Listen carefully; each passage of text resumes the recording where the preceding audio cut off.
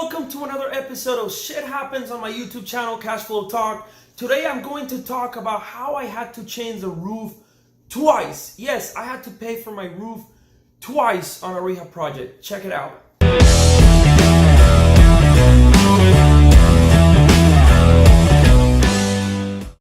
Hey guys, Camilo Cashflow here. Follow me on Instagram at Camilo Cashflow and subscribe to the channel below if you're liking what you're hearing. The point of these Shit Happens episodes is I want to share the raw shit that happens in business, in my business, in the real estate business, because things are not as nice and easy and cute and beautiful and profitable as they share on TV. Yes, they're very profitable if you know what you're doing, but they're not as nice and pretty as they show on TV. And I want to share the bad and the ugly, but what I learned from it and what mistakes happen so they don't happen again. So guys, today I want to talk about how I had to change a roof twice on a rehab project. And long story short, guys, what happened was I bought a rehab project in Miramar, Florida, and there was obviously a roof leak that I knew had to be corrected.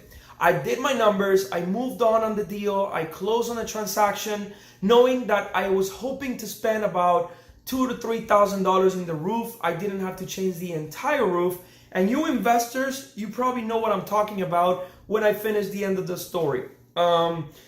If you go past 25% of the repair, if the damage on the roof is more than 25% of the entire roof, you are forced to replace the entire roof in the house. If it's less than 25%, you can get away with just simply fixing or repairing the area that is damaged, because it can be a 5%, 10%, 15% of the total area, square footage of the roof.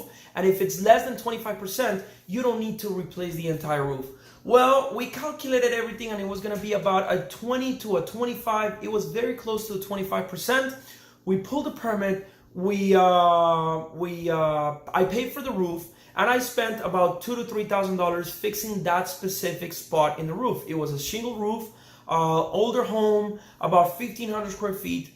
And what ended up happening was when we called the inspector to come in after the roof was renovated, he found another leak inside in another spot in the house. So the 25% of the roof was now increased to like 30 or 35% of the total roof. So after I spent the money doing the repair in the 20% of the roof, we had to tear everything out again. We had to pull another permit to re-roof the entire house instead of it being a roof renovation. Instead of being a roof repair, it had to be an entire roof installation, brand new roof.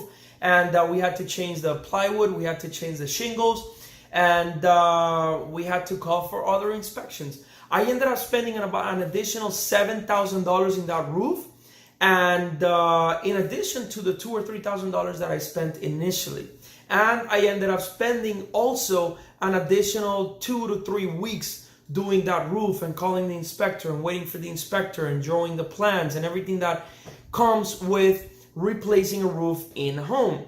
So guys, that was it. That was the lesson for the day, is that when you're going into a house, when you're buying an investment property, make sure you do your inspections properly. Make sure you bring professionals that can check the roofs for you, that can check the foundation, that can change the plumbing, that can check the electrical system in the house, because all of these things that you don't see with your naked eye, you're going to spend a lot of money with one simple mistake.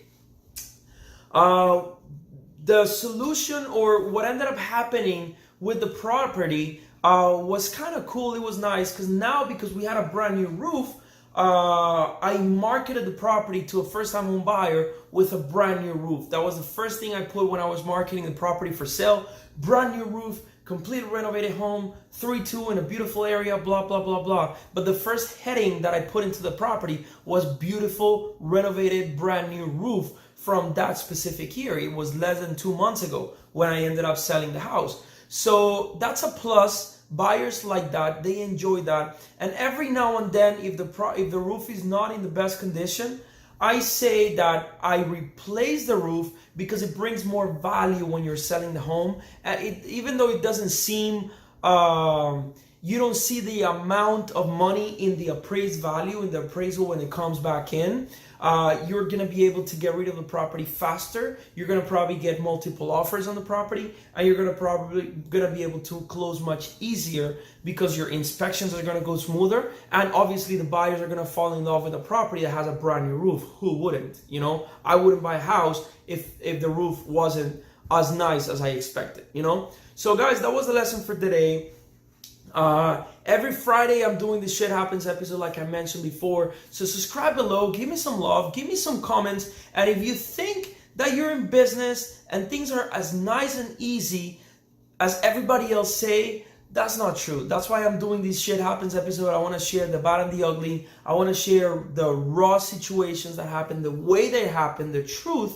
Because like I said, guys, life is not easy when you're in business. And you have to chase the money, you have to chase your clients. And so I want to share the bad experiences that happen in business, but most importantly, what I learned from it and what you can learn from my mistakes, from my situations, so that they don't happen to you guys. Again, subscribe below. Every Fridays I do Shit Happens episodes, and every Wednesdays I do Deal Makers, where I interview people that are making deals every day, whether they're in real estate or not. But I interview a lot of really cool people. They learn, you learn, I learn. So it's a win-win situation. Why not do it? Guys, we'll see you next time. Have a great rest of the day and take care. Bye-bye.